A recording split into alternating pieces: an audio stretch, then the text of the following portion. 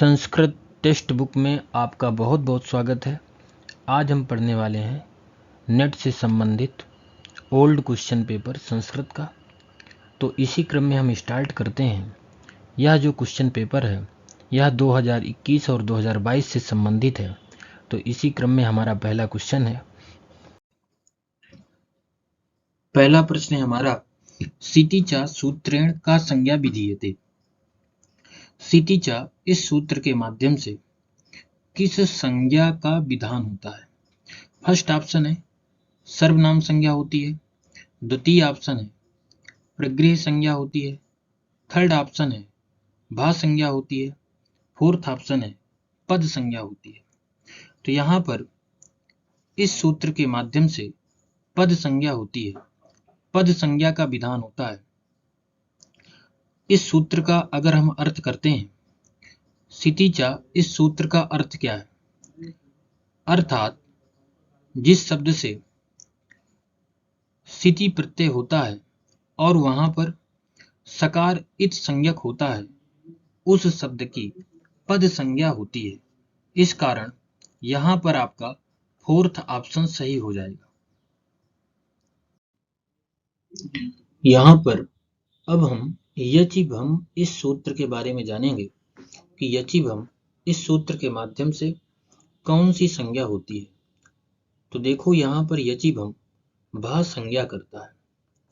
इस सूत्र के माध्यम से भा संज्ञा होती है। अब इसका हम अर्थ देख लेते हैं। यादिषु अजादिषु च कप प्रत्यय अवधिषु स्वादिषु असर्वनाम स्थानेषु पूर्वम भा संज्ञम स्यात्। इसका अगर हम अर्थ करते हैं, असर्वनाम स्थानेषु अर्थात सर्वनाम स्थान संज्ञक प्रत्ययों से भिन्न। सर्वनाम का मतलब होता है सु औ जस अम, ये पांच क्या होते हैं? सर्वनाम संज्ञक होते हैं। तो इन प्रत्ययों से भिन्न या आदिशु, इसका तात्पर्य होता है यकार आदि में है जिसके, ऐसा कोई प्रत्यय। अजादिशु, अज है आदि में जिसके, ऐसा कोई प्रत्यय जो स्वादि से लेकर कप प्रत्यय तक में आते हैं, उनके परे रहने पर पूर्व में विद्यमान प्रकृति की भा संज्ञा होती है। यह इस सूत्र का अर्थ है। अगर हम बात करते हैं सितिचा इस सूत्र की, तो सितिचा यह सूत्र पद संज्ञा करता है और यह एक प्रकार का संज्ञा सूत्र है। तो यहाँ पर यस्मात् शब्दात् सित प्रत्यय विधीयते, अर्थात जिस शब्द से सित प्रत्यय का विधान होता है। सित प्रत्यय का विधान तो होता है, लेकिन यहाँ पर सकार की इत संज्ञा हो जाती है। इत संज्ञा का फल क्या होता है? उसका लोप हो जाना। तो जिस शब्द से सित प्रत्यय होता है और सित प्रत्यय में सकार की इत संज्ञा हो जाती है, खाली इसमें इत बचता है, इस प्रकार का प्रत्यय जिस शब्द से होता है उस प्रकृति की पद संज्ञा होती है। सा शब्दा पद संज्ञको भवति, अर्थात वह शब्द पद संज्ञक होता है। तो यचिभम भा संज्ञा करता है और सितिचा इस सूत्र के माध्यम से पद संज्ञा होती है। इसी क्रम में अब अगला सूत्र है ईदु दे द्विवचनम प्रगृह्यम। इस सूत्र के माध्यम से प्रगृह्य संज्ञा होती है। अब देखो यहाँ पर इस सूत्र का अर्थ क्या है? द्विवचनस्य दीर्घ इकारांतम दीर्घ उकारांतम तथा इकारांतम रूपम प्रगृह्य संज्ञकम भवति। कहने का तात्पर्य है कि द्विवचनस्य, द्विवचन, दीर्घ इकारांत, दीर्घ उकारांत। अब दीर्घ इकारांत हो लेकिन वह दो वचन हो, दीर्घ उकारांत हो अर्थात उकार अंत में हो लेकिन वह दो वचन हो। इसी प्रकार एकारांतम अर्थात एकार अंत में हो और वह दो वचन हो तो उस शब्द की प्रगृह्य संज्ञा होती है। और प्रगृह्य संज्ञा का फल क्या होता है? प्रकृति भाव। तो इस सूत्र के माध्यम से आपको समझना है कि प्रगृह्य संज्ञकम अर्थात प्रगृह्य संज्ञा होती है। फिर आता है आपका शुद्ध नपुंसकस्य। अब देखो यह सूत्र क्या करता है, नपुंसक लिंग भिन्न शब्दात विहिता नाम सु औ जस अम औ प्रत्ययानाम सर्वनाम स्थान इति संज्ञा भवति। इस सूत्र के माध्यम से सर्वनाम संज्ञा होती है। अब किनकी सर्वनाम संज्ञा होती है, तो यहां पर बता रहा है कि नपुंसक लिंग भिन्न शब्दात, अर्थात नपुंसक लिंग, स्त्रीलिंग और पुल्लिंग 3 प्रकार के शब्द होते हैं। तो कहते हैं जहां पर नपुंसक लिंग शब्दों से सु औ जस अम औ ए प्रत्यय न हुए हो, इनसे भिन्न अगर कोई पुल्लिंग का शब्द हो, पुल्लिंग के शब्द से सु औ जस अम औ ए प्रत्ययों का विधान हुआ हो, अथवा स्त्रीलिंग में कोई शब्द है, उस स्त्रीलिंग शब्द से सु औ जस अम औ इत्यादि प्रत्ययों का विधान होता है, तो इन प्रत्ययों की सर्वनाम संज्ञा होती है। इतना आपको याद रखना है। तो शुद्ध नपुंसकस्य इस सूत्र के माध्यम से सर्वनाम संज्ञा होती है। इसी क्रम में हमारा अगला क्वेश्चन है, ऋणादाने वृद्धि कतिविधा। कहने का तात्पर्य यही है कि जब कोई व्यक्ति ऋण लेता है तो उसमें वृद्धि कितने प्रकार से होती है। कतिविधा, कति माने कितने, विधा माने प्रकार से, कितने प्रकार से वृद्धि होती है ऋणादानी, ऋण लेने पर। द्विविधा, त्रिविधा, चतुर्विधा अथवा पंचविधा। तो यहां पर आपका फोर्थ ऑप्शन सही है। 5 प्रकार से वृद्धि होती है जब कोई ऋण लेता है, और ऋण लेने पर उसकी जो ब्याज होती है वह 5 प्रकार से उस ब्याज की वृद्धि होती है। अब यहां पर इसके बारे में हम पढ़ते हैं। श्लोक भी याज्ञवल्क्य स्मृति में उल्लिखित है। तो यहां पर श्लोक है, अशीति भागो वृद्धि स्यान मासी मासी सबंध के वर्ण क्रमाच्छतम द्वि त्रि चतुष्पंचकम अन्यथा। कहने का तात्पर्य कि जैसे कोई व्यक्ति बंधक रख देता है धन, अगर आपने 100 रुपए बंधक के रूप में रख दिया है तो उसका 80वां भाग प्रत्येक मास में ब्याज होता है, अर्थात 100 रुपए का 80 रुपए आपको प्रत्येक मास में लौटाना होगा। अब यहां पर जो आपका लिखा हुआ है अन्यथा, अगर कोई वस्तु आप बंधक के रूप में नहीं रखते हो, बंधक के रूप में ना होने पर वर्ण क्रमात्, अर्थात वर्ण के अनुसार। वर्ण के अनुसार कैसे, जैसे ब्राह्मण हो गया, क्षत्रिय हो गया, वैश्य हो गया आदि से क्रमशः 2, 3, 4 और 5% ब्याज लेना चाहिए। तो कहने का तात्पर्य यही है कि ऋणादाने वृद्धि कतिविधा, तो पंचविधा। इस कारण आपका फोर्थ ऑप्शन यहां पर सही होता है। अब हम यहां पर बात करते हैं याज्ञवल्क्य स्मृति के बारे में। याज्ञवल्क्य स्मृति में विशेष करके 3 अध्याय प्राप्त होते हैं, लेकिन नेट और JRF में केवल व्यवहार अध्याय ही सिलेबस में लगा हुआ है। इसके जो 3 अध्याय हैं, आचार अध्याय, व्यवहार अध्याय और प्रायश्चित अध्याय, इसमें जो व्यवहार अध्याय है, व्यवहार अध्याय में कुल मिलाकर के 25 प्रकरण हमको प्राप्त होते हैं। तो यहाँ पर जो क्वेश्चन पूछा गया है वह तीसरे प्रकरण से पूछा गया है, और तीसरे प्रकरण का नाम है ऋणादान प्रकरण। तो आपको इन प्रकरणों के बारे में भी विशेष रूप से स्मरण करके रखना है। अब देखो यहाँ पर 17, 18वां, 19वां, 20वां, 21वां, 22वां, 23वां, 24वां और 25वां, कुल 25 प्रकरण यहाँ पर दिए हुए हैं, जिनको आपको देख लेना है और स्मरण भी कर लेना है। इसी क्रम में अगला क्वेश्चन है, महाभारते भारत भावदीपः इति टीका केन रचिता। यहाँ पर क्वेश्चन पूछा है कि महाभारत ग्रंथ में भारत भावदीपः नामक टीका किसके द्वारा लिखी गई है, अथवा किसके द्वारा रचना की गई है? फर्स्ट ऑप्शन है नीलकंठ के द्वारा, सेकंड ऑप्शन है देवबोधेन, देवबोध के द्वारा भारत भाव दीपः इस प्रकार की टीका लिखी गई है, अथवा विमल बोध के द्वारा, फोर्थ ऑप्शन है नारायण भट्टेन, नारायण भट्ट के द्वारा। तो यहाँ पर आपका ऑप्शन फर्स्ट सही होता है, क्योंकि महाभारत में भारत भाव दीपः नामक टीका नीलकंठ के द्वारा लिखी गई है। अब हम यहाँ पर बात कर लेते हैं विशेष रूप से कुछ टीकाओं के बारे में। यहाँ पर महाभारत की कुछ टीकाएं दी हुई हैं और उन टीकाओं के लेखकों के नाम भी उल्लिखित यहाँ पर किए गए हैं। जैसे कि हम बात करते हैं विषम श्लोकी टीका। यह जो टीका है इसके रचयिता अथवा इसके लेखक विमल बोध हैं।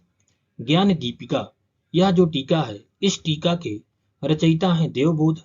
निगूढ़ार्थ पद बोधनी, इस टीका के रचयिता हैं नारायण और लच्छा भरस टीका, इस टीका के रचयिता हैं वादीराज। भारत भाव दीपः इस टीका के रचयिता नीलकंठ हैं। तो इन समस्त टीकाओं का अध्ययन आपको करना है। अध्ययन क्या, विशेष रूप से इन टीकाओं को स्मरण में रखना है और इन टीकाओं के लेखक कौन है इसको विशेष रूप में स्मरण करके रखना है, क्योंकि हर बार की परीक्षा में विशेष रूप से इन टीकाओं के बारे में, इनके लेखकों के बारे में अथवा इनके बारे में विशेष रूप से पूछा जाता है। अगला क्वेश्चन है अर्थशास्त्रे तंत्र युक्ति नाम विवेचनम कस्मिन अधिकरणे प्राप्यते। अर्थशास्त्र में तंत्र युक्तियों का विवेचन किस अधिकरण में प्राप्त होता है? आपको बताना है कि जो तंत्र युक्तियों का विवेचन किस अधिकरण में मिलता है।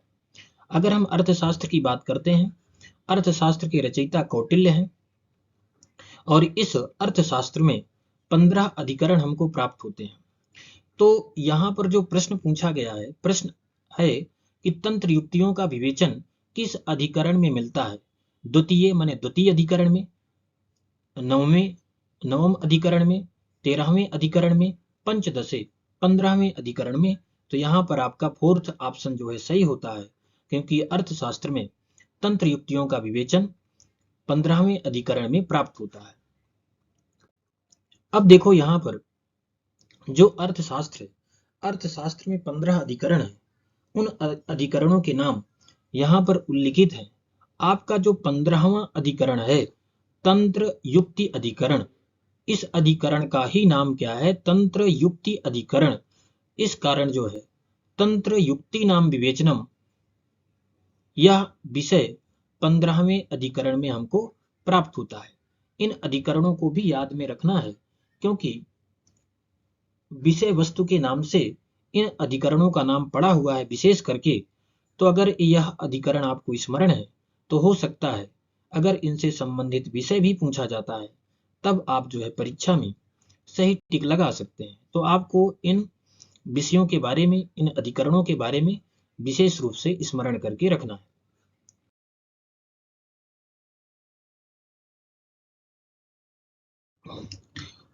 अगला क्वेश्चन है हमारा, आधुनिक युगे ब्राह्मी लिपिम सर्वप्रथमम कः पठितुम समर्थः अभवत्। अर्थात आधुनिक युगे माने आधुनिक युग में ब्राह्मी लिपिम, ब्राह्मी लिपि को सर्वप्रथम कः माने कौन पढ़ने के लिए समर्थ हुआ। अर्थात आधुनिक युग में ब्राह्मी लिपि को सर्वप्रथम किसने पढ़ा? फर्स्ट ऑप्शन है जेम्स प्रिंस महोदय, चार्ल्स मैसन महोदय, विल्सन महोदय, बी लाला महोदय। तो यहाँ पर आपका ऑप्शन फर्स्ट ऑप्शन सही होता है, क्योंकि आधुनिक युग में ब्राह्मी लिपि को सर्वप्रथम पढ़ने में समर्थ जो है जेम्स प्रिंस महोदय हुए। इस कारण आपका फर्स्ट ऑप्शन जो है सही होता है। अगला क्वेश्चन है, पद पूर्वार्ध वक्रतायाः भेदेषु अस्ति। अर्थात पद पूर्वार्ध वक्रता के भेदों में है। आपको बताना है कि जो वक्रता है वह 3 प्रकार की वक्रता होती है।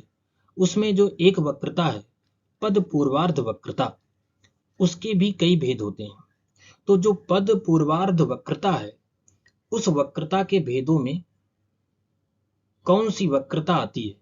अब यहां पर आपको बताना है कारक वैचित्र वक्रता पद पूर्वार्ध वक्रता के भेदों में है, अर्थात पद पूर्वार्ध वक्रता का भेद है, या फिर क्रिया वैचित्र वक्रता अथवा पुरुष वैचित्र वक्रता अथवा संख्या वैचित्र वक्रता।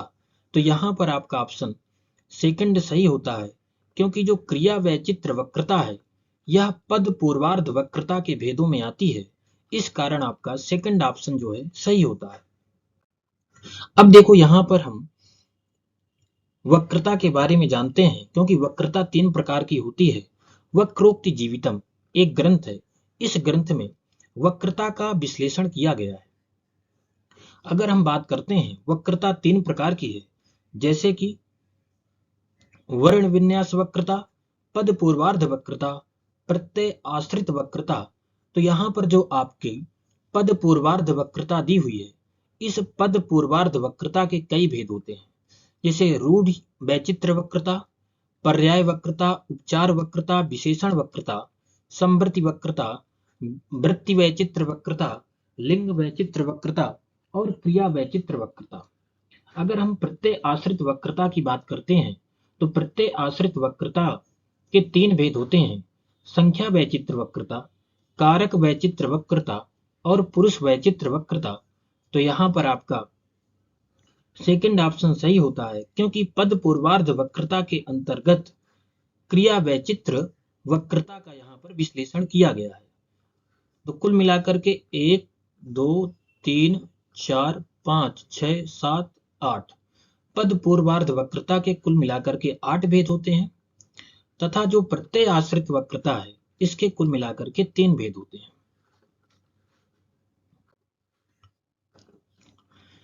इसी क्रम में अगला क्वेश्चन है, एको रसो अंगीकर्तव्यो वीरः श्रृंगार एव वा इति कस्य आचार्यस्य उक्तिः। अब देखो यहां पर आपको बताना है कि एको रसो अंगीकर्तव्यो, अर्थात एक ही रस को स्वीकार करना चाहिए, चाहे आप वीर रस मानो चाहे श्रृंगार रस मानो, लेकिन एक ही रस को स्वीकार करना चाहिए प्रधान रूप से, वीर अथवा श्रृंगार। यह किसकी उक्ति है? कस्य आचार्य से उक्ति है, माने किस आचार्य की उक्ति है? पहला ऑप्शन है पंडित राजस्य माने पंडित राज की, धनंजयस्य धनंजय की, विश्वनाथस्य विश्वनाथ की, अथवा मम्मटस्य मम्मट की। तो यहां पर जो है सेकंड ऑप्शन सही होता है, यह उक्ति धनंजय की है, धनंजय की उक्ति है, और 10 रूपक में तृतीय उल्लास में उल्लिखित है, एको रसो अंगीकर्तव्यो वीरा श्रृंगार एव वा, माने एक ही रस स्वीकार करना चाहिए प्रधान रूप से, चाहे वीर रस मानो चाहे श्रृंगार रस मानो। तो यहां पर सेकंड ऑप्शन सही होता है, और यह उक्ति भी धनंजय की है। अब देखो यहां पर एक श्लोक दिया हुआ है, एको रसो अंगीकर्तव्यो वीरा श्रृंगार एव वा, अर्थात एक ही रस स्वीकार करना चाहिए प्रधान रूप से, चाहे वीर रस मानो अथवा श्रृंगार रस को प्रधान रूप से स्वीकार करो, माने वीर अथवा श्रृंगार रस में किसी एक विशेष रस को स्वीकार करना चाहिए प्रधान रूप से। अंगम, अंगम का तात्पर्य होता है कि अप्रधान रूप से सभी रसों को मानना चाहिए। अन्य रसा सर्वे, अन्य सर्वे रसाः अंगम, माने अप्रधान रूप से सभी रसों को स्वीकार करना चाहिए, लेकिन प्रधान रूप से वीर रस और श्रृंगार रस, इन दोनों में से किसी एक को ही स्वीकार करना चाहिए। अब फिर यहाँ पर लिखा हुआ है निर्वहणे अद्भुतम, निर्वहण संधि होती है एक, इस संधि में हमेशा अद्भुतम, अद्भुत रस को स्वीकार करना चाहिए। यह जो पंक्ति है यह धनंजय जी की है, और इसी पंक्ति से यहाँ पर जो है क्वेश्चन पूछा गया है। अगला क्वेश्चन है हमारा, महाभारतस्य कस्मिन् पर्वणि रामोपाख्यानम वर्तते। महाभारतस्य, महाभारत के कस्मिन् पर्वणि किस पर्व में रामोपाख्यानम वर्तते, रामोपाख्यान का वर्णन किया गया है। आपको बताना है वन पर्व में किया गया है, शांति पर्वणि, शांति पर्व में किया गया है, अथवा भीष्म पर्वणि, भीष्म पर्व में किया गया है, अथवा अनुशासन पर्वणि, अनुशासन पर्व में किया गया है। तो यहां पर जो है फर्स्ट ऑप्शन सही होता है, क्योंकि रामोपाख्यान का वर्णन अनुशासन पर्व में, न भीष्म पर्व में, न शांति पर्व में, बल्कि वन पर्व में इसका वर्णन मिलता है। इस कारण फर्स्ट ऑप्शन सही होता है। अब यहाँ पर महाभारत में प्रमुख आख्यानों का वर्णन प्राप्त होता है। जैसे हम आदि पर्व की बात करते हैं, आदि पर्व में शकुंतलोपाख्यान का वर्णन है, ययाति उपाख्यान का वर्णन है, कचदेव यानी उपाख्यान का वर्णन है, कद्रु विनीतोपाख्यान का वर्णन है। और अगर हम सभा पर्व में देखते हैं, सभा पर्व में शिशुपाल उपाख्यान का वर्णन है। इसी प्रकार जो आपका वन पर्व है, वन पर्व में नलोपाख्यान का वर्णन किया गया है, रामोपाख्यान का वर्णन है, शिव्युपाख्यान का वर्णन है, मत्स्योपाख्यान का वर्णन है और सावित्री उपाख्यान का भी वर्णन किया गया है। अगर हम उद्योग पर्व की बात करते हैं, उद्योग पर्व में अंबोपाख्यान का वर्णन किया गया है और शल्य पर्व में उरुभंग का वर्णन हमको प्राप्त होता है। इसी प्रकार खिल पर्व में हरिवंश पुराण का वर्णन हमको मिलता है। तो इन समस्त पर्वों को आपको याद में रखना है, कुल कितने पर्व होते हैं और किस पर्व में किसका आख्यान वर्णित है, इसको विशेष रूप से भी ध्यान में रखना है। इसी क्रम में अगला क्वेश्चन है, वास्तव, औपम्य, अतिशय, श्लेषाः इति रूपेण अलंकाराणां चतुर्धा विभाजनम करोति। कहने का तात्पर्य है कि वास्तव, औपम्य, अतिशय, श्लेषाः इस प्रकार से अलंकारों का विभाजन किया गया है 4 प्रकार से। तो यहाँ पर जो 4 प्रकार से इस प्रकार का विभाजन है, किसके द्वारा अलंकारों का किया गया है? फर्स्ट ऑप्शन है दंडी के द्वारा, सेकंड ऑप्शन है रुद्रट के द्वारा, थर्ड ऑप्शन है वामन के द्वारा और फोर्थ ऑप्शन है हेमचंद्र। तो यहाँ पर सेकंड ऑप्शन सही है, क्योंकि वास्तव, औपम्य, अतिशय, श्लेषाः इस प्रकार से अलंकारों का विभाजन 4 प्रकार से रुद्रट के द्वारा किया गया है। अगर हम रुद्रट की बात करते हैं तो इनका ग्रंथ है काव्यालंकार। काव्यालंकार, इस ग्रंथ में इन्होंने अलंकारों का विभाजन किया है 4 प्रकार से। इसी क्रम में अगला क्वेश्चन है, रिटोरिक इति ग्रंथस्य कर्ता कः? रिटोरिक, इस ग्रंथ के कर्ता कौन है? आपको बताना है प्लेटो महोदय, अरस्तु महोदय, बेनेडितो क्रोचे महोदय, होरेस महोदय। तो इसमें सेकंड ऑप्शन सही है, क्योंकि रिटोरिक इस ग्रंथ के कर्ता अरस्तु महोदय हैं। अब देखो यहाँ पर हम देख लेते हैं कि अरस्तु ने और कौन कौन से ग्रंथ लिखे हैं। इसी क्रम में अगला क्वेश्चन है, आर्स पोएटिका इति ग्रंथस्य कर्ता कः? आर्स पोएटिका इस ग्रंथ के कर्ता कौन है? फर्स्ट ऑप्शन है सैमुअल टेलर कोलरिज महोदय, मैथ्यू आर्नल्ड महोदय, ईवर आर्मस्ट्रॉन्ग, रिचर्ड्स महोदय, होरेस महोदय। तो यहाँ पर आपका फोर्थ ऑप्शन सही है, क्योंकि आर्स पोएटिका इस ग्रंथ के कर्ता होरेस महोदय हैं। इसी क्रम में अगला क्वेश्चन है, रसः सुख दुखात्मका भवति इति मान्यता अस्ति। जो रस होता है वह सुखात्मक भी होता है और दुखात्मक भी होता है, अर्थात दुख देने वाला भी होता है और सुख प्रदान करने वाला भी रस होता है। इस प्रकार की मान्यता किसकी है? पहला ऑप्शन है भरतस्य भरत की, धनिकः धनंजयो, धनिक और धनंजय की, रामचंद्र गुणचंद्रयो, रामचंद्र और गुणचंद्र की, मम्मट विश्वनाथयो, मम्मट और विश्वनाथ की। इन 4 ऑप्शनों को देख करके आपको बताना है कि इस प्रकार की मान्यता किसकी है। तो यहाँ पर आपका थर्ड ऑप्शन सही होता है, क्योंकि रस जो है सुखात्मक भी होता है, दुखात्मक भी होता है। इस प्रकार की मान्यता रामचंद्र और गुणचंद्र की है। अगर इनके बारे में बात करते हैं तो इन्होंने एक ग्रंथ लिखा है नाट्य दर्पण, प्रसिद्ध ग्रंथ है नाट्य दर्पण,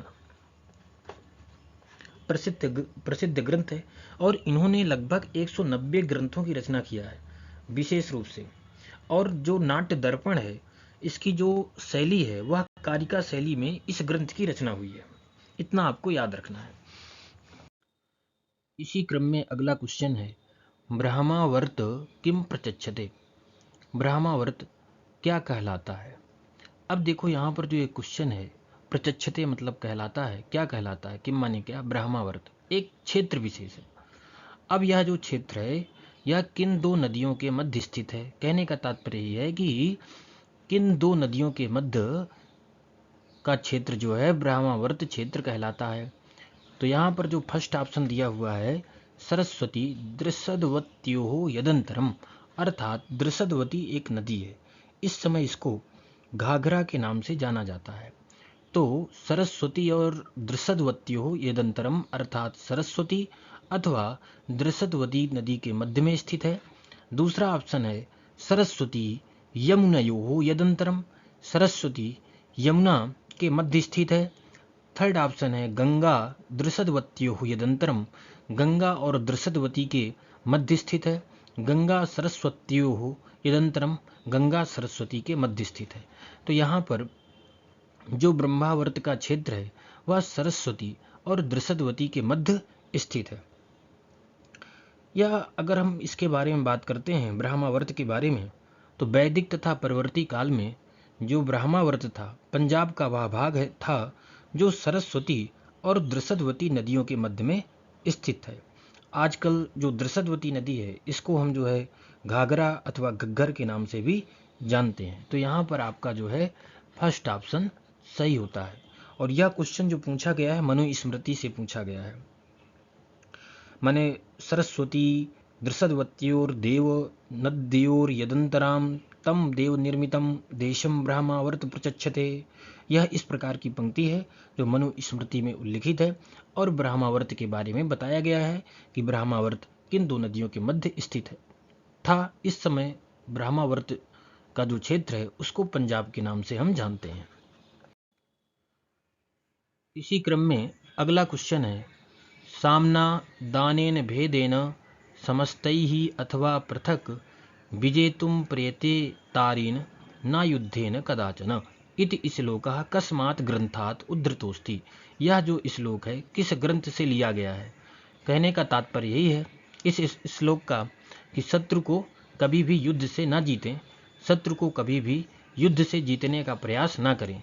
कैसे जीतें, साम से, दान से, भेद से, इन समस्त पृथक पृथक चीज़ों से जीतने का प्रयास करें, कभी भी शत्रु को युद्ध से जीतने का प्रयास ना करें।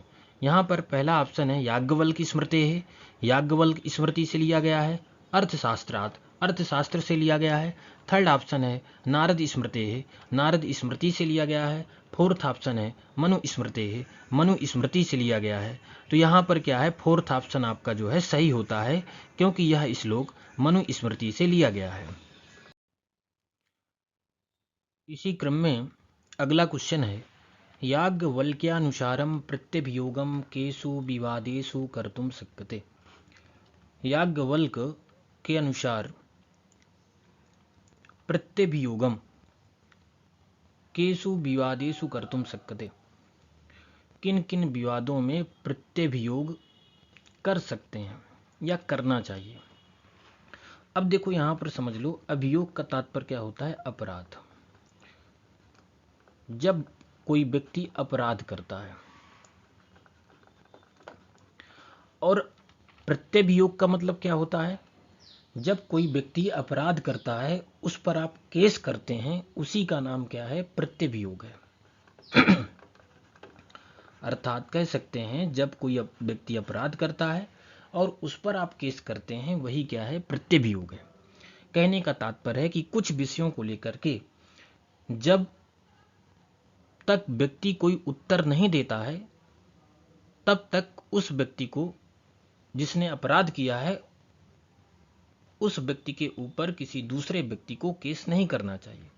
मान लीजिए कि इस व्यक्ति ने अपराध किया है दूसरे व्यक्ति पर, तो दूसरा व्यक्ति तब तक इस पर केस नहीं करेगा जब तक यह उत्तर नहीं दे देता है, अथवा विनम्रता से पेश आता है अथवा सौम्यता से पेश आता है, तो दूसरा व्यक्ति इस पर जो है केस नहीं करेगा। लेकिन कुछ विषय ऐसे हैं, जैसे अपराध किया फिर आकर के लड़ने झगड़ने लगता है अथवा साहस दिखाता है कि मैंने बहुत अच्छा काम किया है, तो उन विषयों पर जिस व्यक्ति ने अपराध किया है तो दूसरा व्यक्ति उस पर क्या कर सकता है, केस कर सकता है। तो यही क्वेश्चन पूछ रहा है कि याज्ञवल्क्यानुसारम प्रत्यभियोगम केषु विवादेषु कर्तुम शक्यते, माने प्रत्यभियोग किन किन विवादों में आप कर सकते हैं याज्ञवल्क्य के अनुसार। तो यहाँ पर प्रथम ऑप्शन है साहसेषु ऋणादानेषु वेतनादानेषु संभूय समुत्थानेषु। तो यहाँ पर आपका फर्स्ट ऑप्शन सही होता है।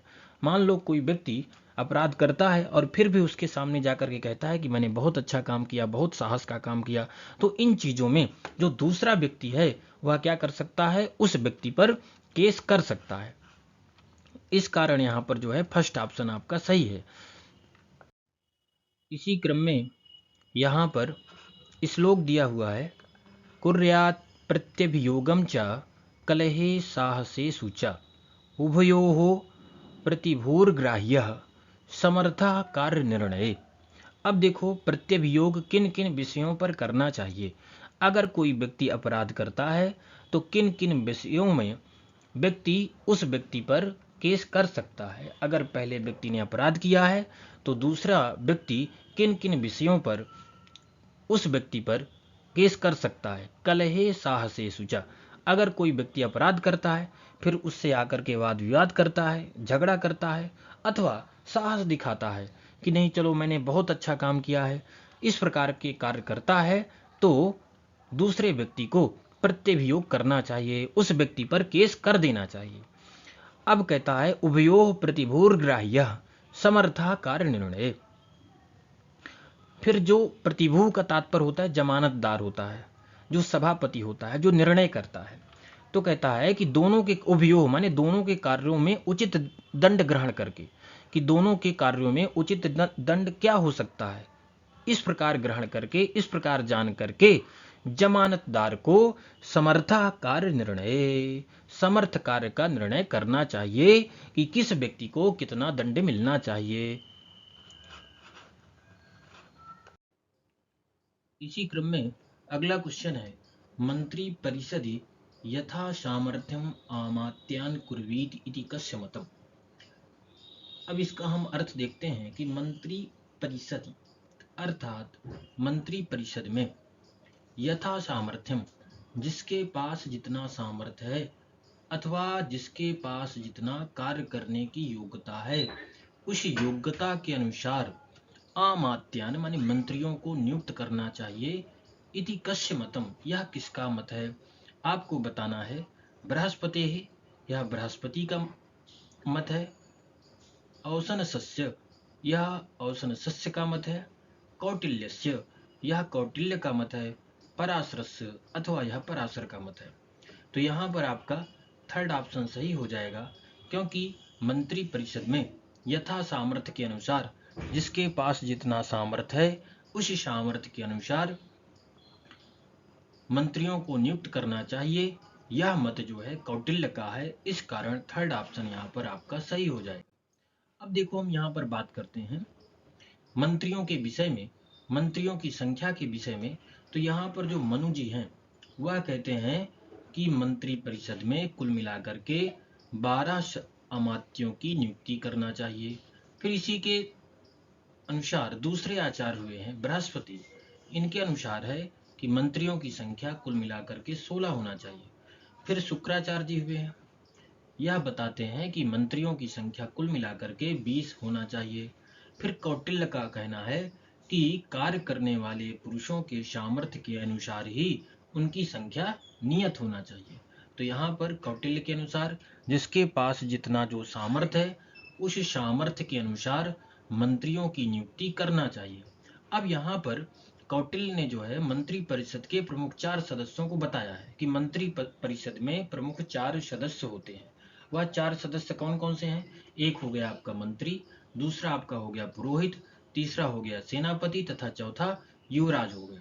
अब देखो इसके अतिरिक्त भी जो है कौटिल्य बताते हैं कि इसके अतिरिक्त भी मंत्री परिषद में और कुछ सदस्य होने चाहिए, जिनको क्या कहते हैं, पौर कहते हैं, जानपद आदि भी परिषद के सदस्य होना चाहिए।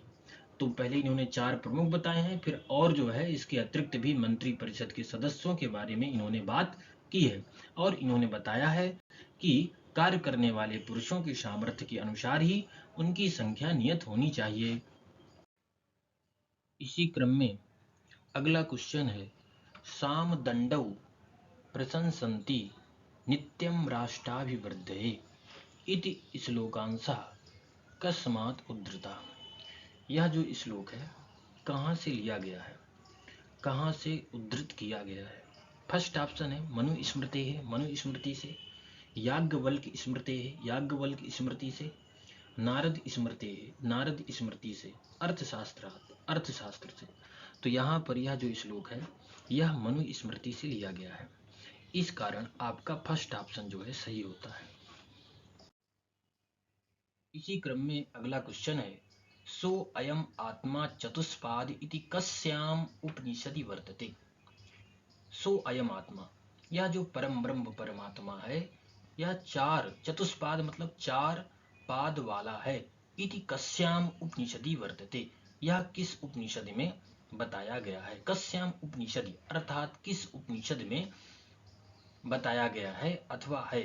तो यहाँ पर मुंडकोपनिषद, मुंडकोपनिषद में बताया गया है, मांडूक्य उपनिषद में बताया गया है, केनोपनिषद में बताया गया है, कठोपनिषद में बताया गया है। तो यहाँ पर आपका सेकंड ऑप्शन सही हो जाएगा, क्योंकि यह जो परम ब्रह्म परमात्मा है यह चार पाद वाला है, क्योंकि यह संपूर्ण जगत उस परम ब्रह्म परमात्मा का शरीर है। इस कारण यह परम ब्रह्म परमात्मा चार पाद वाला है। इस प्रकार की व्याख्या मांडूक्य उपनिषद में की गई है, इस कारण आपका सेकंड ऑप्शन सही होता है। अब देखो यहाँ पर मांडूक्य उपनिषद के बारे में बताया गया है। मांडूक्य उपनिषद किस वेद में हमको प्राप्त होता है? अथर्ववेद में। और इसमें कुल मिलाकर के कितने खंड हैं? तो इसमें कुल मिलाकर के 12 खंड हमको प्राप्त होते हैं। अब यहाँ पर ओंकार की महत्ता का भी वर्णन किया गया है। किस उपनिषद में? मांडूक्य उपनिषद में किया गया है। त्रिकालातीत कौन है, मैंने तीनों कालों में कौन है? ओम है। तीनों कालों में हमको प्राप्त होता है ओम। आत्मा है ब्रह्म। अब देखो यहाँ पर जो है आत्मा क्या है? ब्रह्म स्वरूप ही है। अब यहाँ पर बताया गया है आत्मा के पाद। तो यहाँ पर आत्मा के 4 पाद हैं, जो क्वेश्चन में पूछा गया है। वह ब्रह्म स्वरूप जो आत्मा है उस आत्मा के 4 पाद हैं। पहला पाद कौन सा है? जागृत, स्वप्न, सुसुप्ति और तुरीय पाद कह सकते हैं, अथवा 4 चरण भी कह सकते हैं। तो उस आत्मा के पाद कुल कितने हैं? 4 हैं। पहला हो गया जागृत, स्वप्न, सुसुप्त और तुरीय। ये आपको स्मरण में रखना है। इसी क्रम में अगला क्वेश्चन है, अधोलिखितेषु कः सामवेदस्य सप्तस्वरेषु न परिगण्यते। अधोलिखितेषु नीचे लिखे हुए शब्दों में से कौन ऐसा शब्द है जो सामवेद के सप्त स्वरों में परिगणित नहीं होता है, जिसकी गणना नहीं होती है? अब यहाँ पर फर्स्ट ऑप्शन है ऋषभा, ऋषभ, पंचमः, पंचम, उत्तमः, उत्तम, मध्यमः, मध्यम। अब यहाँ पर आपका थर्ड ऑप्शन जो है सही हो जाएगा, क्योंकि नीचे लिखे हुए शब्दों में से जो उत्तम शब्द है यह सामवेद के सप्त स्वरों में परिगणित नहीं है। इस कारण जो है थर्ड ऑप्शन आपका सही होता है। अब देखो हम यहाँ पर देख ले, अब देखो अगर हम बात करते हैं सप्त स्वरों के बारे में, क्योंकि सामवेद में जो सप्त स्वर उल्लिखित हैं उनका वर्णन श्लोक के माध्यम से किया गया है। तो यहाँ पर श्लोक है, सप्त स्वराः त्रयोग्रामाः मूर्छनास्त्वैकविंशतिः ताना एकोनपञ्चाशत् इत्येतत् स्वरमंडलम। कहने का तात्पर्य है सामवेद में कुल 7 स्वर होते हैं। सप्त स्वराः त्रयोग्रामाः, और ग्राम कुल कितने होते हैं? 3 होते हैं। मूर्छनास्त्वैकविंशतिः, अर्थात मूर्छनाएं कुल मिलाकर के सामवेद में 21 बताई गई हैं। और ताना एकोनपञ्चाशत्, तान कुल कितने हैं? एकोनपञ्चाशत्, मतलब 50 में एक कम, कुल मिलाकर के 49। अब देखो यहाँ पर 7 स्वरों का विस्तृत वर्णन किया गया है, जैसे षड्ज, ऋषभ, गांधार, मध्यम, पंचम, धैवत और निषाद। कुल मिलाकर के 7 स्वर हमको जो है साम वेद में प्राप्त होते हैं। इसी क्रम में अगला क्वेश्चन है, ओदनम भुंजानो विषम भुंक्ते इत्यस्मिन् वाक्ये विषम इति पदे द्वितीया व्यक्ति केन सूत्रेण भवति। अब यहाँ पर बताना है कि विषम में जो द्वितीया व्यक्ति हुई है किस सूत्र के माध्यम से हुई है। तथा युक्तम चानिप्सितम इस सूत्र के माध्यम से हुई है, कर्तुरीप्सितम कर्म इस सूत्र के माध्यम से हुई है, कर्मणि द्वितीया इस सूत्र के माध्यम से हुई है, अथवा कर्म प्रवचनी युक्ते द्वितीया इस सूत्र के माध्यम से हुई है। तो यहाँ पर जो थर्ड वाला ऑप्शन है कर्मणि द्वितीया इस सूत्र के माध्यम से ओदनम भुंजानो विषम भुंक्ते, विषम इस पद में कर्मणि द्वितीया सूत्र के माध्यम से द्वितीया व्यक्ति हुई है। अगर हम इसका अर्थ करते हैं ओदनम भुंजानो विषम भुंक्ते अर्थात भात खाता हुआ विष भी खाता है, तो यहाँ पर जो अगर हम बात करते हैं ईप्सिततम कर्म कौन है, ओदन है, और अनीप्सित कर्म कौन है, विषम है, और विषम की कर्म संज्ञा किस सूत्र के माध्यम से होती है, तथा युक्तम च अनीप्सितम इस सूत्र के माध्यम से कर्म संज्ञा होती है। अगर पूछ लेता कि कर्म संज्ञा किस सूत्र के माध्यम से हुई है, तथा युक्तम च अनीप्सितम इस सूत्र के माध्यम से कर्म संज्ञा हुई है, तथा द्वितीय व्यक्ति कब किस सूत्र के माध्यम से हुई है, कर्मणि द्वितीया इस सूत्र के माध्यम से हुई है, तो कर्म संज्ञा का फल यही होता है कि कर्मणि द्वितीया इस सूत्र के द्वारा द्वितीय व्यक्ति हो जाना। इस कारण आपका थर्ड ऑप्शन सही है। अब देखो यहाँ पर हम बात करते हैं तथा युक्तम चानिप्सितम इस सूत्र की। यह सूत्र क्या कहता है, ईप्सित तमवत क्रियया युक्तम अनीप्सितम अपि कारकम कर्म संज्ञम स्यात्। इसके दो एग्जाम्पल है, ग्रामम गच्छम तृणम स्पृशति ओदनम भुंजानो विषम भुंक्ते। अब देखो यहाँ पर इसका अर्थ होता है ईप्सित तमवत, अर्थात ईप्सित तम कर्म की तरह क्रिया से युक्त जो अनीप्सित कारक होता है उस कारक की कर्म संज्ञा होती है। तो यहाँ पर तृणम क्या है, अनीप्सित कर्म है, और विषम क्या है, अनीप्सित कर्म है। इन दोनों अनीप्सित कर्म की इस सूत्र के माध्यम से कर्म संज्ञा हो जाती है, और कर्म संज्ञा का फल क्या होता है, कर्मणि द्वितीय सूत्र के द्वारा द्वितीय व्यक्ति हो जाना। तो इन दोनों पदों में कर्मणि द्वितीय इस सूत्र के माध्यम से द्वितीय व्यक्ति हो गई है। अगर पूछ लेता है कि यहाँ पर अनीप्सित कारक कौन सा है, तो अनीप्सित कारक आपका तृणम है और अनीप्सित कारक आपका विषम है। इन दोनों की कर्म संज्ञा इस सूत्र के माध्यम से होती है, और फिर कर्मणि द्वितीय इस सूत्र के माध्यम से द्वितीय व्यक्ति हो जाती है। इतना आपको स्मरण में रखना है। इसी क्रम में क्वेश्चन है, ऋग प्रातिशाख्यानुसारेण रक्त संज्ञा कस्य भवति। ऋग प्रातिशाख्य के अनुसार रक्त संज्ञा किसकी होती है, अनुनासिकस्य अनुनासिक की, अनुस्वारस्य अनुस्वार की, विसर्जनीयस्य विसर्ग की, जीवामूलीयस्य जीवामूल की रक्त संज्ञा होती है। तो यहाँ पर आपका ऑप्शन फर्स्ट सही है, क्योंकि ऋग प्रातिशाख्य के अनुसार रक्त संज्ञा अनुनासिक वर्णों की होती है। अब हम यहाँ पर बात करते हैं, यहाँ पर ऋग प्रातिशाख्य में एक पंक्ति है, रक्त संज्ञका भवन्ति अनुनासिका, अर्थात अनुनासिक वर्णों की रक्त संज्ञा होती है। अब यहाँ पर अगर हम बात करते हैं, प्रत्येक वर्ण का जो पांचवा अंतिम वर्ण होता है वह अनुनासिक होता है। जैसे का वर्ग हो गया, का वर्ग में अंतिम वर्ण जो गा है इसकी अनुनासिक संज्ञा भी होती है, और जो अनुनासिक होते हैं उनकी रक्त संज्ञा होती है। तो यहाँ पर इया अनुनासिक है, ण अनुनासिक है, ना अनुनासिक है, माँ अनुनासिक है, इमंगलना नाम नासिका चा, क्योंकि इनका उच्चारण भी किसके माध्यम से होता है, नासिका के माध्यम से होता है। और इनकी कौन सी संज्ञा होती है, अनुनासिक संज्ञा होती है। और जिन वर्णों की अनुनासिक संज्ञा होती है वह क्या कहलाते हैं, रक्त संज्ञक कहलाते हैं, अर्थात रक्त संज्ञका भवन्ति अनुनासिका। इतना आपको स्मरण में रखना। इसी क्रम में अगला क्वेश्चन है, वर्नर नियमेन मूल भारूपी भाषायाः का ता पा इत्येते ध्वनिया जर्मनिक भाषासु ह था फ इति कस्याम स्थितौ जायन्ते।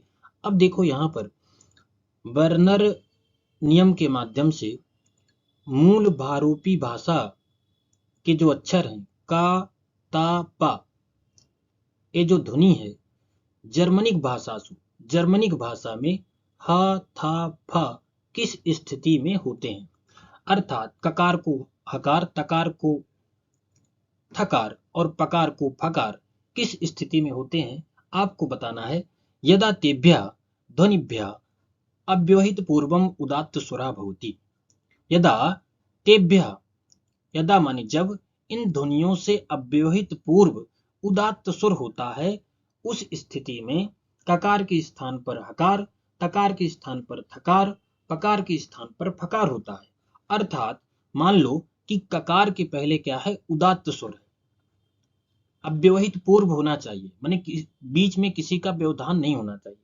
अगर हम उदात्त स्वर की बात करें तो उदात्त स्वर ऐसा होता है, ऐसा जो है इस प्रकार जो है, इस प्रकार का लक्षण उदात्त स्वर का क्या है, लक्षण है, यहाँ पर ऐसे बना दिया जाता है।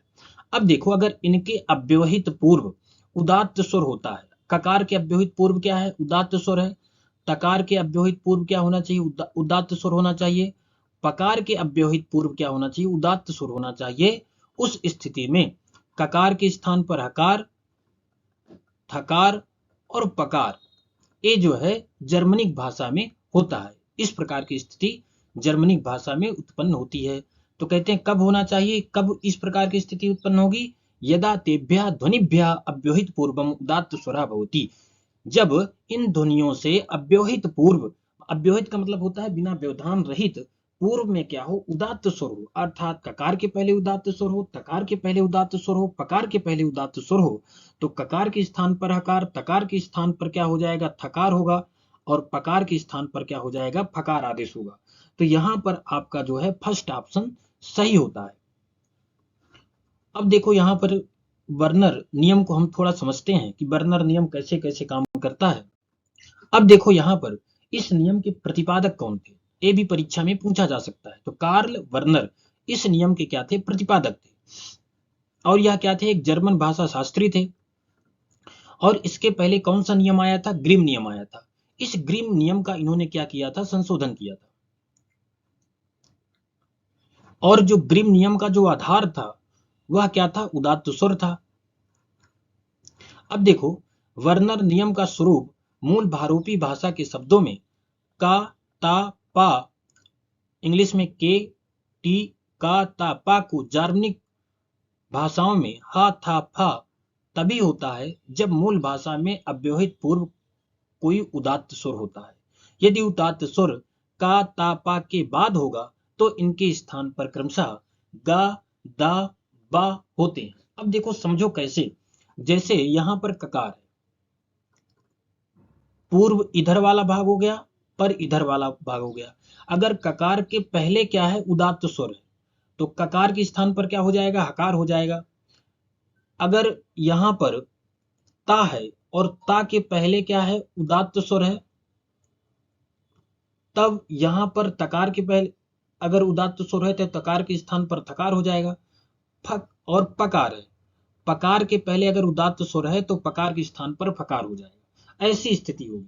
लेकिन अगर मान लो यहां पर ककार के बाद क्या है, उदात्त स्वर है, या तकार के बाद क्या है, उदात्त स्वर है आपका, या पकार के बाद क्या है आपका, उदात्त स्वर है, तब क्या होगा, तब ऐसी स्थिति नहीं बनेगी। अर्थात उस समय ककार के स्थान पर क्या होगा, ना हकार होगा, तकार के स्थान पर ना थकार होगा, पकार के स्थान पर क्या होगा, ना फकार होगा।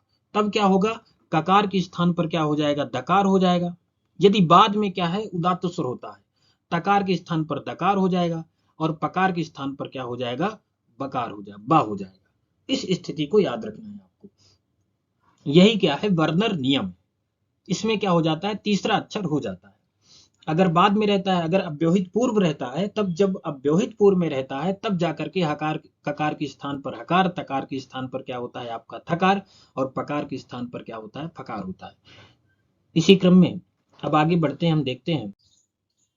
इसी क्रम में अगला क्वेश्चन है, मैक्स मूलर महोदय ने ऋग्वेदस्य का संहिता संपादिता। मैक्स मूलर महोदय के द्वारा ऋग्वेद की कौन सी संहिता संपादित की गई है, अथवा कौन सी संहिता लिखी गई है। तो यहाँ पर फर्स्ट ऑप्शन है साकल संहिता, वास्कल संहिता, सांख्यायन संहिता, मांडुकायन संहिता। तो यहाँ पर फर्स्ट ऑप्शन सही होता है, क्योंकि मैक्स मूलर महोदय के द्वारा साकल संहिता संपादित की गई है। यह समस्त ऋग्वेद की संहिताएं हैं। और इन संहिताओं में जो साकल संहिता है, इस संहिता का संपादन मैक्स मूलर महोदय के द्वारा किया गया है।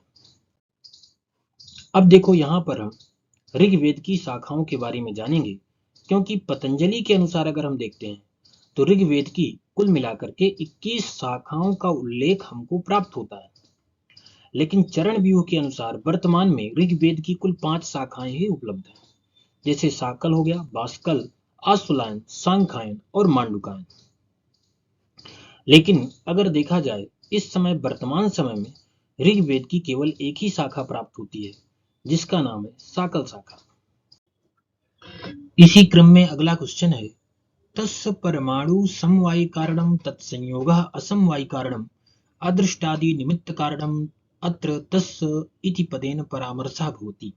अब देखो यहाँ पर जो क्वेश्चन पूछा गया है कि परमाणु क्या है, समवायी कारण है, और जो परमाणु द्वय संयोग है वह क्या है, असमवायी कारण है, और अदृष्ट आदि अथवा ईश्वर इच्छा इत्यादि ये सब क्या है, निमित्त कारण है। तो यहाँ पर जो तस् किसका परमाणु समवायी कारण है और परमाणु द्वय संयोग असमवायी कारण है और अदृष्ट आदि निमित्त कारण है, तस् माने तस् इस पद से किसको पकड़ना है, आपको देखना है। अत्र तस् इति पदेन परामर्शः भवति। अत्र माने यहाँ पर, तस् माने तस् परमाणु समवायी कारणम, इस पद में जो तस् है, इस तस् पद से किसका परामर्श होता है, मनसा का, निर्विकल्पक बुद्धे, निर्विकल्पक बुद्धि का, अथवा द्वयणुकस्य का, कर्मणा अथवा कर्म का। तो यहाँ पर क्या होता है, द्वयणुकस्य, यह ऑप्शन सही है। कैसे, क्योंकि इसका जो परमाणु, द्वयणुक का जो परमाणु है वह द्वयणुक के प्रति क्या है, समवायी कारण है, और परमाणु द्वय संयोग द्वयणुक के प्रति क्या है, असमवायी कारण है, और अदृष्ट आदि यह सब क्या है, द्वयणुक के प्रति निमित्त कारण है।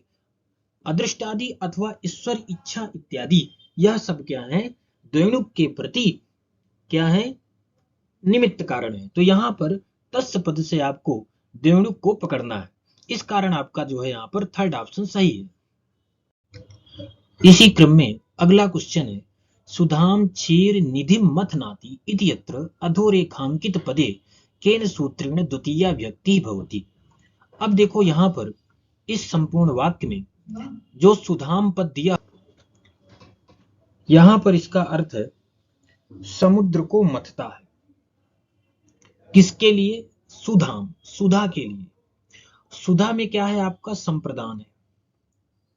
सुधा के लिए अथवा अमृत के लिए क्षीर निधिम मथनाति, समुद्र को मथता है। मथनाति क्या है, एक प्रकार की क्रिया है। क्षीर निधिम क्या है, यहाँ पर यह मुख्य कर्म है, और सुधाम क्या है, यहाँ पर गौण कर्म है। आपका क्षीर निधिम क्या है, मुख्य कर्म है, और सुधाम क्या है, गौण कर्म है, अप्रधान कर्म है। अब इसका अर्थ क्या है, समुद्र को मथता है अमृत के लिए। अब यहां पर सुधा में कौन सी व्यक्ति होना चाहिए, चतुर्थी, क्योंकि संप्रदान है। संप्रदान होने के कारण यहां पर हम क्या करते हैं, संप्रदान की अविवक्षा होने के कारण अकथितंचा, इस सूत्र के माध्यम से सुधाम जो गौण कर्म है इसकी हम क्या कर देते हैं, कर्म संज्ञा। कर्म संज्ञा का फल क्या होता है, कर्मणि द्वितीया, इस सूत्र के माध्यम से द्वितीया व्यक्ति हो जाती है। तो यहां पर फर्स्ट ऑप्शन आपका क्या हो जाएगा, सही हो जाएगा। लेकिन कर्म संज्ञा अगर पूछ लेता कि कर्म संज्ञा किस सूत्र के द्वारा होती है, तो अकथितंचा, इस सूत्र के द्वारा जो संप्रदान है, इस संप्रदान की अविवक्षा करते हुए इसकी कर्म संज्ञा कर देते हैं, और कर्म संज्ञा का फल होता है कर्मणि द्वितीया सूत्र के द्वारा द्वितीया व्यक्ति हो जाना। तो यहां पर आपका जो है फर्स्ट ऑप्शन सही होता है। इसी क्रम में अगला क्वेश्चन है, वितर्कितः पुरा बुद्ध्या क्वचिदर्थे निवेशितः इति यत्र पुरा बुद्ध्या वितर्कितः का। अब देखो यहां पर यह जो क्वेश्चन है यह वाक्यपदीयम से लिया गया है, और कारिका नंबर 47वीं उसका कुछ अंश यहां पर दिया हुआ है। बुद्ध्या वितर्किता माने बुद्धि के द्वारा वितर्कित है, बुद्धि के द्वारा तर्कित है, बुद्धि के द्वारा तर्क किया गया है। पूरा, पूरा का अर्थ होता है पहले, उच्चारण के पहले। और क्वचित अर्थे निवेशिता, क्वचित अर्थे निवेशिता का तात्पर्य होता है एक निश्चित अर्थ में निवेशित भी है। अब देखो यहां पर जो बुद्धिस्ट शब्द होते हैं, बुद्धि में स्थित शब्द होते हैं, पहले से ज्ञात रहता है कि कौन सा शब्द किस अर्थ को निर्देशित कर रहा है, किस अर्थ में प्रयुक्त होगा, पहले से बुद्धिस्त रहता है।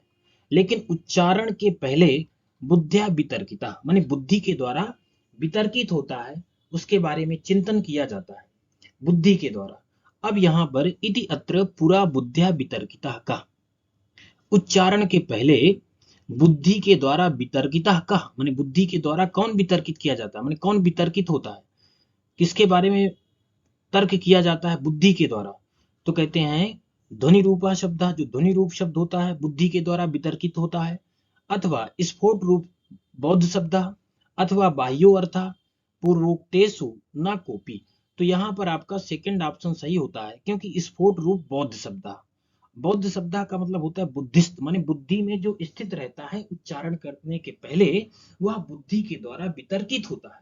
तो कौन होता है, स्फोट रूप बौद्ध शब्द, माने बुद्धि में जो पहले से स्थित रहता है उच्चारण के पहले, वह बुद्धि के द्वारा क्या होता है, वितर्कित होता है कि नहीं यह शब्द इस अर्थ में प्रयुक्त होगा, इस शब्द का इस अर्थ के साथ संबंध होगा।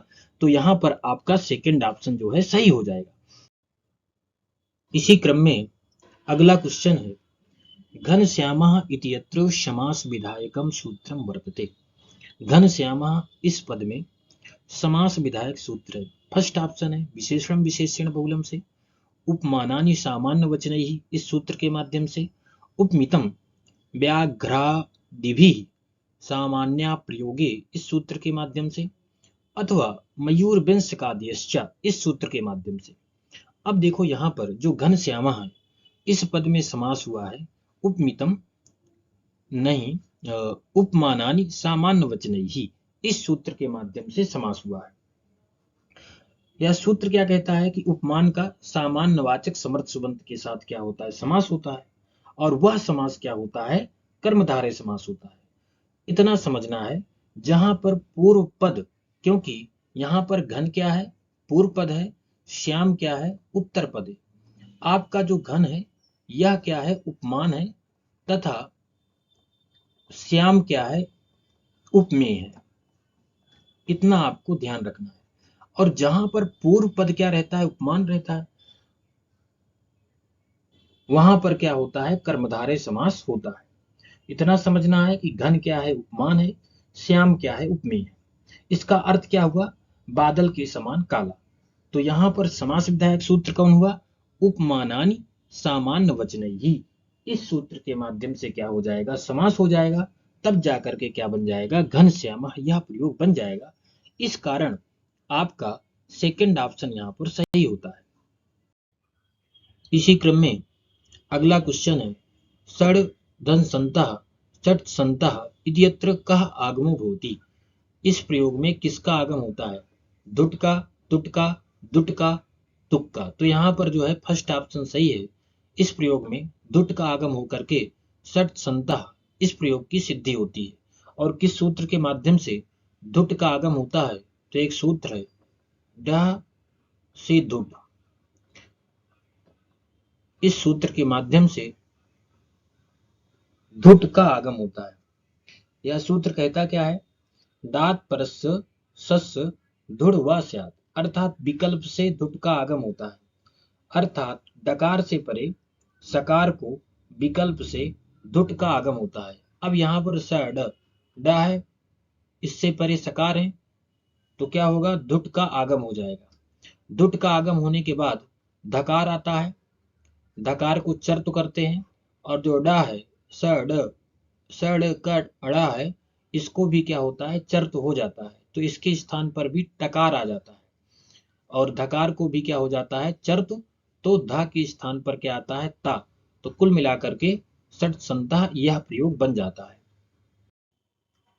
इसी क्रम में अगला क्वेश्चन है अधोलिखितेषु कः ध्वनि स्पर्श वर्गे नास्ति।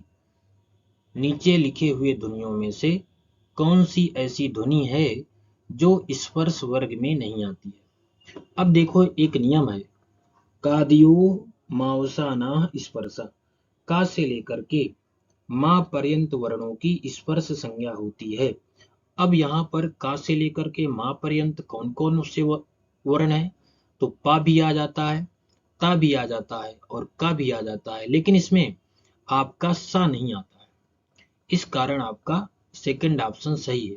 और जिनकी स्पर्श संज्ञा होती है, एक नियम है, स्पृष्टम प्रयत्नम स्पर्शानाम, अर्थात स्पर्श संज्ञक वर्णों का स्पृष्ट प्रयत्न होता है। तो इनका कौन सा प्रयत्न होता है, स्पृष्ट प्रयत्न आपको याद रखना है। और का से लेकर के मां पर्यंत वर्णों की स्पर्श संज्ञा होती है, और नियम भी है कादियो मावसाना स्पर्शा, यह आपको स्मरण में रखना है।